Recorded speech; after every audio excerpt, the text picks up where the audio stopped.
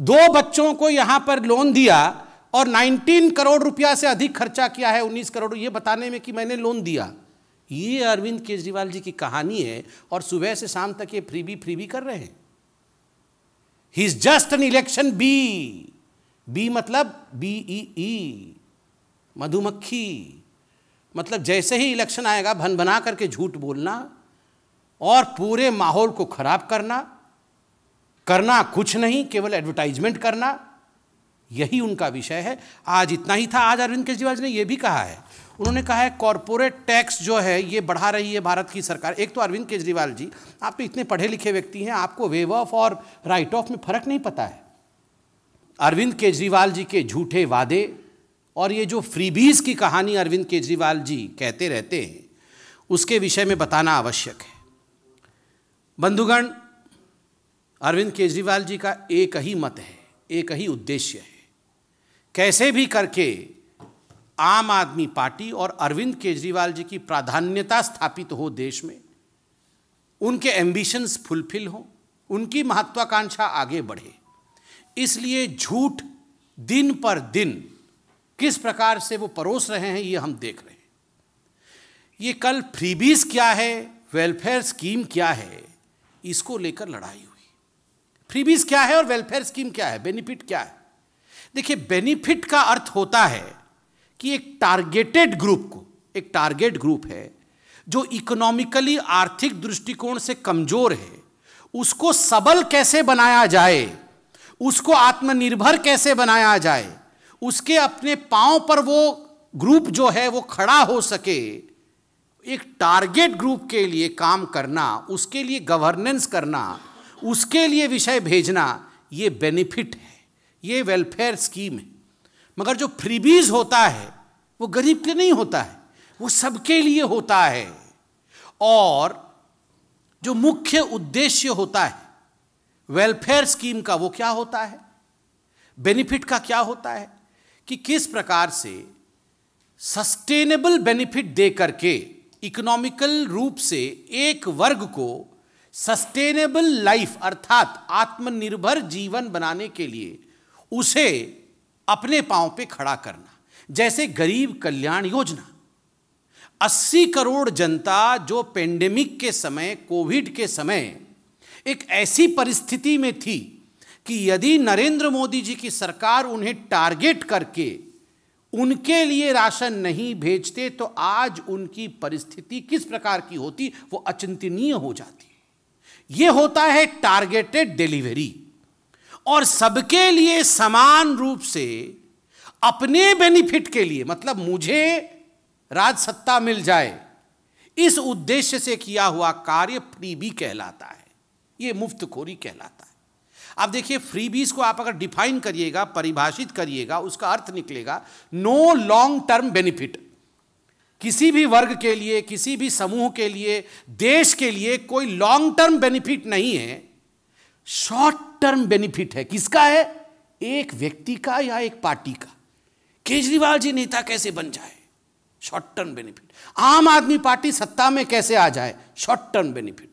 तो जिसको अंग्रेजी में कहते हैं बेट, BAIT, बेट, जिसको कहा जाता है दाना डाल करके मछली पकड़ने की कोशिश, ठीक उसी प्रकार ये जो फ्रीबी है ये एक बेट है।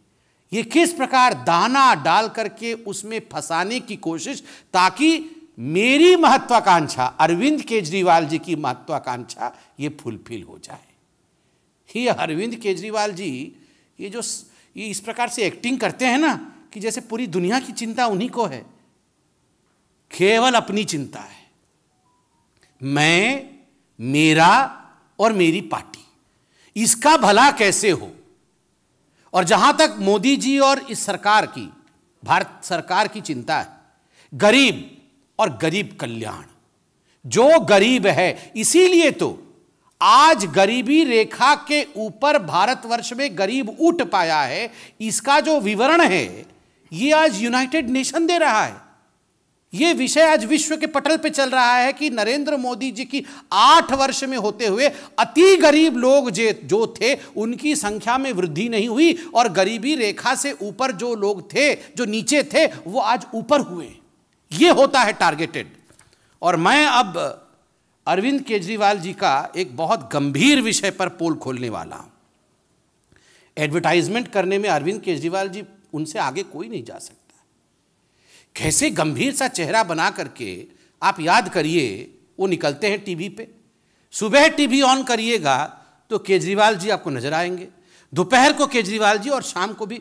मतलब पूरा दिन टीवी पे रहने वाले केजरीवाल जी कैसे पैसा खर्च करते हैं, मैं आपको एक उदाहरण दे रहा हूं। 2015 में अरविंद केजरीवाल जी की सरकार एक योजना लेकर आए कि हम शिक्षा को लेकर बहुत गंभीर है, इसलिए दिल्ली उच्च शिक्षा और कौशल विकास गारंटी योजना, ये मनीष सिसोदिया जी जो उनके मंत्री हैं, तो जो अभी घोटाला किया था ना एक्साइज वाला, वही मनीष सिसोदिया जी। तो ये मनीष सिसोदिया जी 2015 में एक स्कीम लाए अरविंद केजरीवाल जी कि हम जो है बच्चों को लोन देंगे, और बच्चे जो 10वीं और 12वीं में हैं ये लोग लोन लेके बिना गारंटी के, कोई गारंटी नहीं, कुछ नहीं, कोलैटरल नहीं, कुछ भी नहीं, हम दे देंगे। 10 लाख का लोन देंगे एक बच्चे को, और ये सब उच्च शिक्षा में जाएंगे। और इस साल 21-22 में 89 ऐसे छात्रों ने इस योजना के अंतर्गत अप्लाई किया कि अरविंद जी हमें लोन दीजिए, आपने कहा था। तो 89 में से अरविंद केजरीवाल जी ने बहुत अध्ययन किया, मनीष सिसोदिया जी ने अध्ययन किया, बहुत अध्ययन करने के बाद 2 लोगों को लोन दिया। मतलब इतने लोगों ने अप्लाई किया, इनको केवल 2 लोग दिखे कि 2 लोग ही दे सकते हैं, काबिल हैं। तो 2 बच्चों को सिलेक्ट किया, कितना दिया होगा पता नहीं, किसी को 5 भी दे सकते, किसी को 6 भी, मैक्सिमम चलिए मान लीजिए 10 लाख दे दिया। मतलब 10 कुल मिलाकर के 20 लाख मैक्सिमम दिया होगा, हो सकता है उससे कम दिया हो, क्योंकि लोन की जो व्यवस्था है वो मैक्सिमम 10 लाख की है, तो हो सकता है 10 दे दिया, चलिए 20 लाख रुपए लोन दिया। और आप जानते हैं एडवर्टाइजमेंट कितने का किया? किसी ने आरटीआई किया था, तो आरटीआई का रिपोर्ट आया, घबरा जाएंगे आप सुन करके। 10 लाख रुपए का लोन दे के 19 करोड़ 50 लाख रुपए का एडवर्टाइजमेंट कर दिया है। 50 लाख, 19 करोड़। हाँ, जितने का बबुआ नहीं उतने का झुनझुना। हाँ, जितने का बबुआ नहीं उतने का झुनझुना, संजय जी बोल रहे हैं। तो झुनझुना दिखाते रहते हैं हमेशा, टीवी सुबह से रात तक झुनझुना से ही चल रहा है। मतलब अरविंद केजरीवाल जी झुनझुना से ही चल रहे हैं। आप सोचिए जरा, 2 लोगों को, 2 छात्रों को इन्होंने लोन दिया है, और वो भी मैक्सिमम हो सकता है 20 लाख रुपए का, और 19 करोड़ 47 लाख रुपए का इन्होंने जो है एडवर्टाइजमेंट कर दिया है।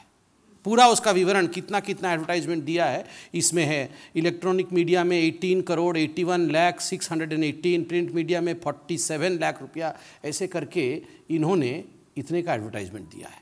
आपको याद होगा बीच में अरविंद केजरीवाल जी आते थे एक टीवी में, आज से जब कोरोना चल रहा था उसके ठीक पहले आते थे, और कहते थे बहुत प्रदूषण है तो जीवन खराब हो जाएगा, तो हम एक बायो डिकम्पोस्ट केमिकल ढूंढे हैं। बहुत रिसर्च किए थे अरविंद केजरीवाल जी पूसा में बैठ करके, और उसके बाद उन्होंने कोई केमिकल ढूंढा था। उन्होंने कहा था मैं केमिकल छिड़क रहा हूँ, ये केमिकल छिड़कने से पूरा जो दिल्ली है वो प्रदूषण मुक्त हो जाएगा, और हमने कर दिया है, छिड़क दिया है सब जगह केमिकल।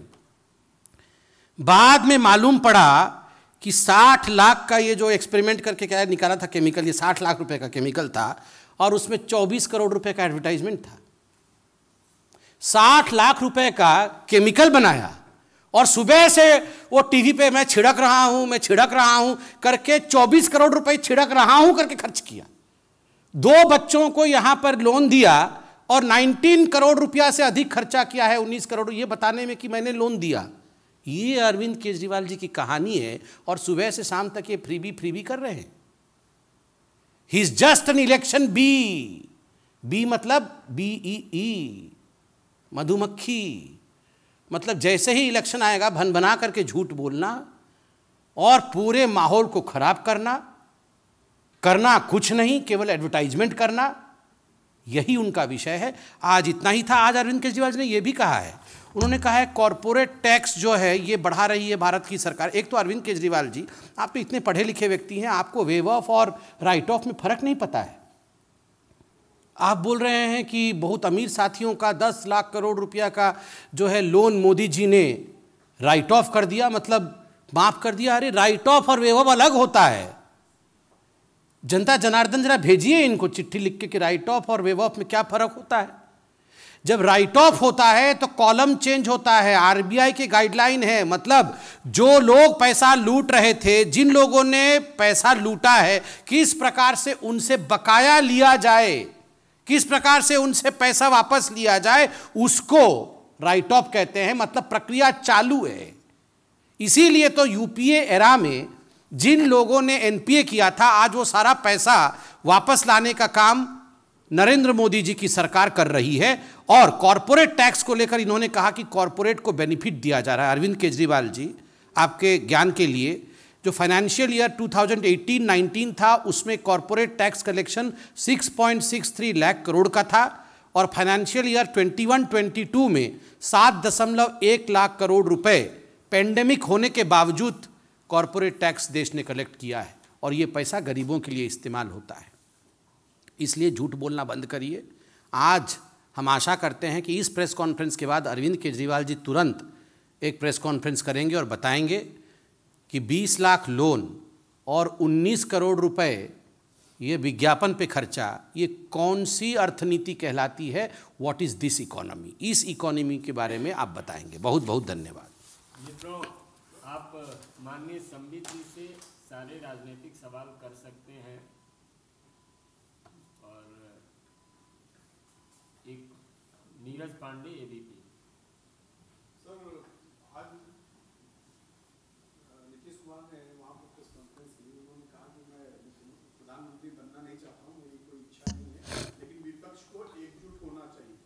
केंद्र सरकार ने एजेंसियों का गलत इस्तेमाल किया, उन्होंने हमारी पार्टी में बिना हमसे पूछे हमारे नेता को मंत्री बना दिया, बहुत सारे आरोप लगाए। आपका क्या मानना है? देखिए, इस पे कोई कमेंट करना उचित नहीं होगा। नीतीश जी तो उस समय भी मौजूद थे जब उनके मंत्री बने थे, उनके उसी समय बोलते।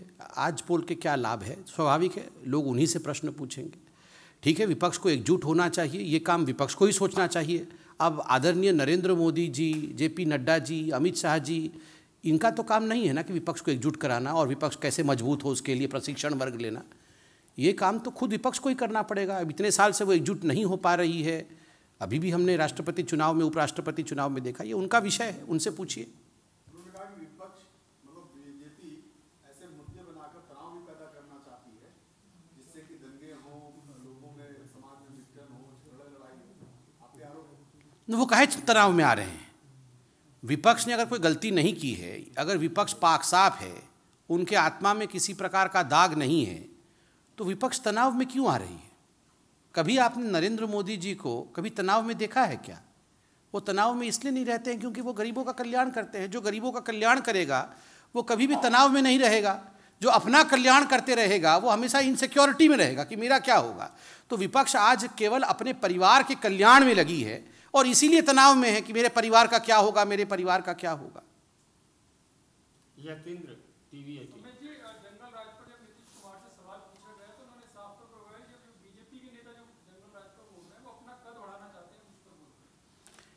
देखिए, बहुत फर्क है कल, आज और कल में। जंगल राज को तो गढ़ने वाले ही आदरणीय नीतीश जी थे कि जंगल राज हुआ है और लालू जी के राज में हुआ है, तो हम तो वही दोहरा रहे हैं। और मैंने अभी जो फहरिस्त पढ़ी 10, 11, 12 तक जो सब हुआ है बिहार में, यदि हत्याएं होती है, दुष्कर्म होता है, लूट होती है, डकैती होता है, तो उसको अगर जंगल राज नहीं कहेंगे और हम चुप रहेंगे तो आप बताइए क्या ये हमारा धर्म है एक राजनीतिक पार्टी के रूप में?